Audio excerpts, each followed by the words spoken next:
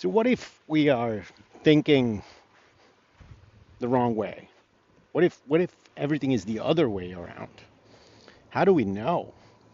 How can we, even entertain that thought in our heads? And I'm talking about, this concept where we say correlation does not imply causation, right?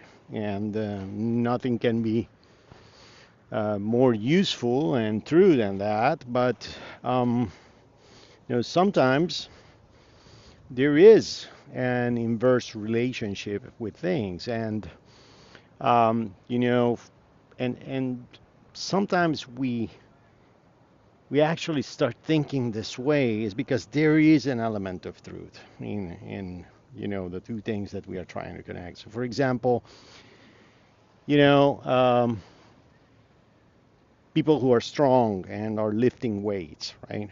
Um, we think, well, it's the strength that helps them lift weights, and it's actually the other way around, right? It's the lifting of weights that makes them strong. But there is an element of truth that strength helps you lift weights, right? So it's not completely bonkers to think that way, and that's why we entertain that thought. And but there are other instances where, for example, successful people, dress a certain way, wear a specific brand of watch, or drive a specific brand of car, whatever it may be.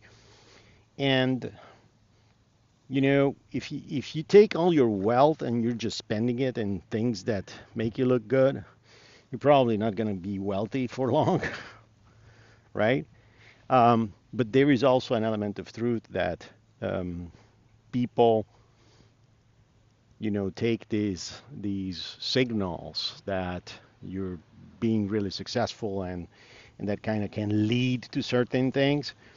But so there is an element of truth there, and because of that, we entertain the thought. What makes someone successful? And we see it in many professions where they have to look a certain way, they have to drive a certain car. If not, they are not part of the club. But the one that really, really catches me is focus, and being able to say no to things. And sometimes we look at very successful people and we see them that they say no to a lot of things, right? Successful CEOs, they delegate a lot of the tasks that they have to do. Um, and they say no to things. They only do a few things, and they are known for something. Um, so focus is a great thing. And some people, or at least I hear it from some business leaders. No, I cannot do that because I'm not successful enough.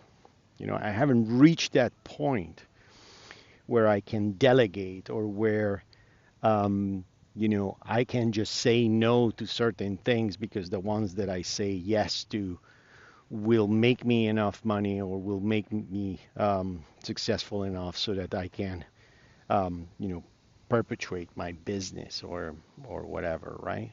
And I think that that's looking at it the wrong way, right? It's the other way around. Is the people who are focused, who are able to say no to certain things, the people who are willing to delegate, and willing to take the risk that employees, or people who work for them, subcontractors, etc., make mistakes, right? And they will fail sometimes.